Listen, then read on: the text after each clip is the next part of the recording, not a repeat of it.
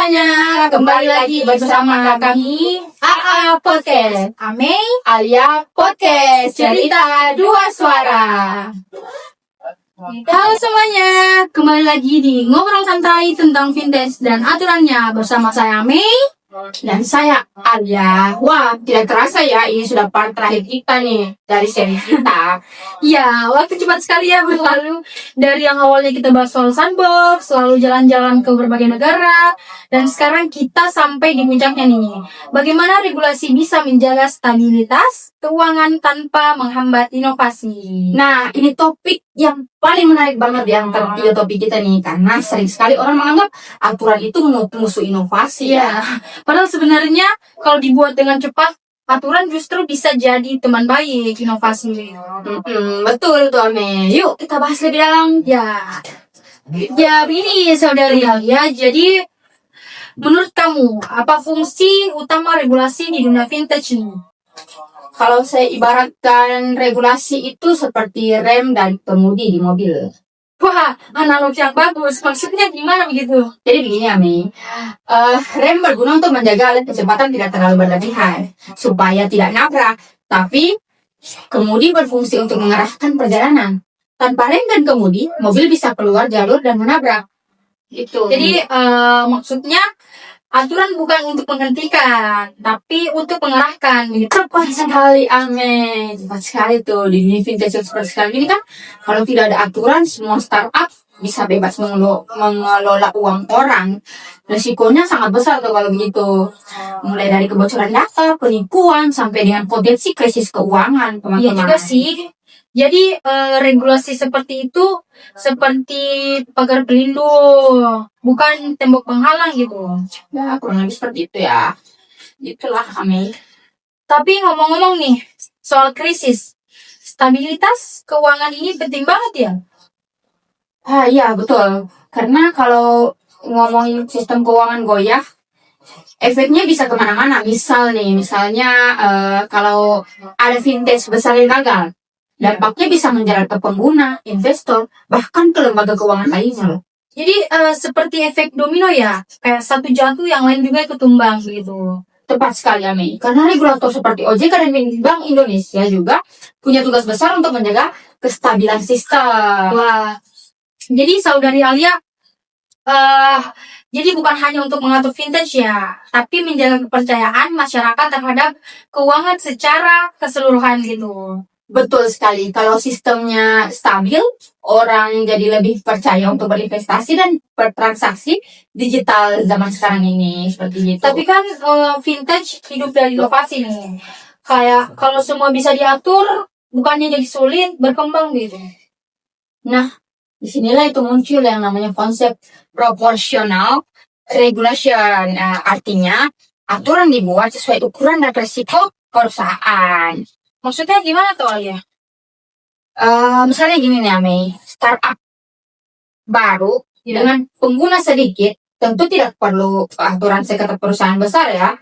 Tapi, begitu mereka tumbuh, pengawasannya juga harus meningkat. Oh, jadi seperti naik kelas. Kayak semakin besar juga tanggung jawabnya.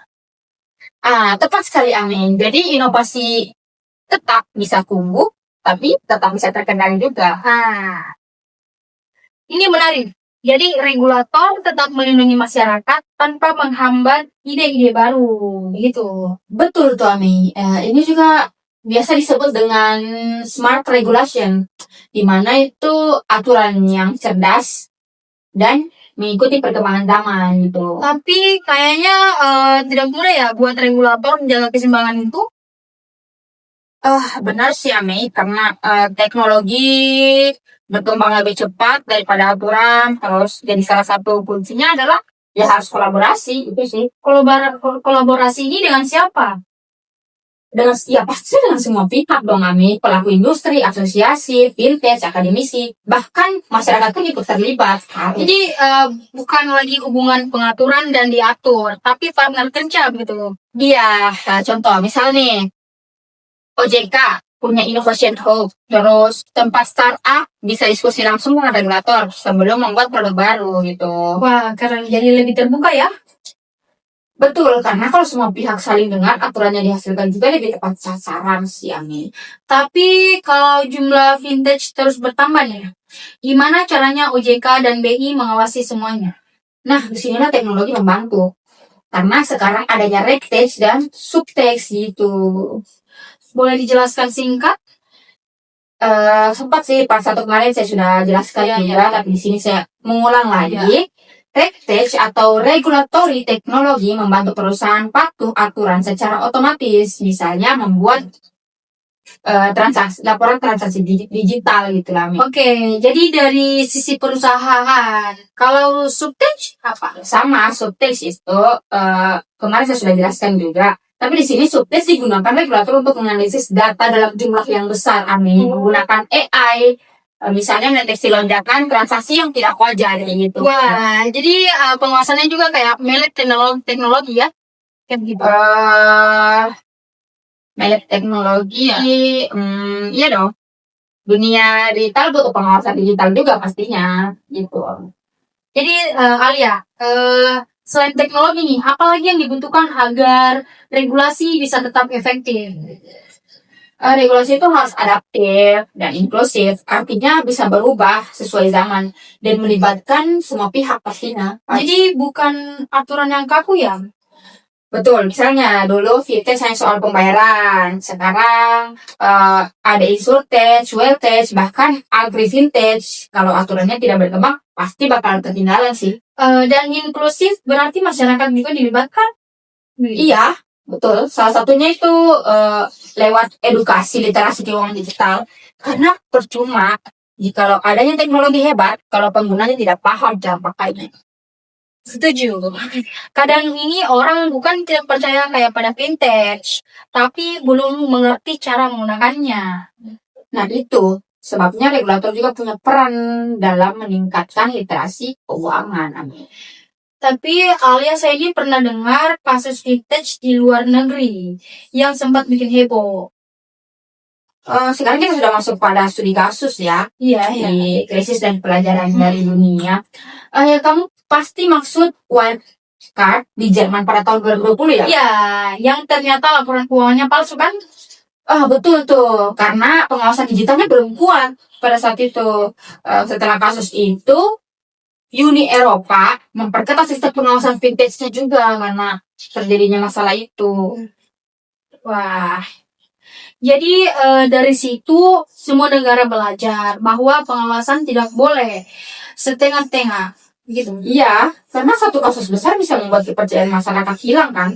Dan kalau kepercayaan sudah hilang, butuh waktu lama lagi memulihkannya. Iya juga sih. Tapi kalau kita lihat ke depan, seperti apa sih regulasi vintage di masa depan menurut kamu, Alia?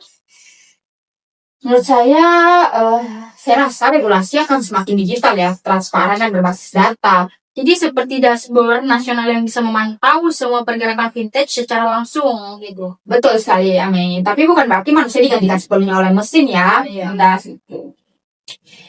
Tapi mungkin karena keputusan tentang keadilan dan perlindungan tetap butuh empati manusia. Tepat sekali, teknologi bisa bantu pengawasan kita, tapi nilai kemanusiaan tetap harus ada dan dijaga. Oh, betul, Amin. Jadi kesimpulannya untuk pembahasan kita di part 3 ini tuh regulasi bukan menjadi penghambat inovasi. Regulasi itu adalah penyeimbang antara ide besar dan tanggung jawab yang besar gitu, Amin. Iya, tanpa aturan inovasi bisa berbahaya, tapi tanpa inovasi aturan bisa kehilangan bersama gitu. Itulah kuncinya itu ada di sinergi loh. Sinergi di situ regulator, pelaku industri dan masyarakat harus berjalan bersama, harus tuh. Setuju banget. Kalau semua pihak saling mendukung, ekosistem vintage bisa tumbuh dan kuat dan aman juga. Betul banget, karena inovasi yang baik itu adalah inovasi yang membawa manfaat, bukan resiko. Wah, itu kata penutup yang keren banget ya, Alia. Iya.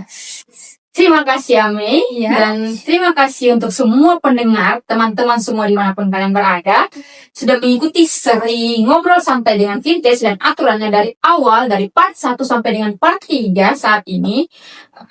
Semoga obrolan kita bisa membuat teman-teman lebih paham tentang dunia vintage dan pentingnya regulasi. Betul banget. Sampai jumpa di seri berikutnya ya. Dan seperti biasa, jaga dompet digital Anda baik-baik. Gitu. Iya, jangan sampai tiba-tiba menghilang tanpa jejak. Betul lagi ya. Seru banget tuh pembahasan kita. Bye-bye. Bye.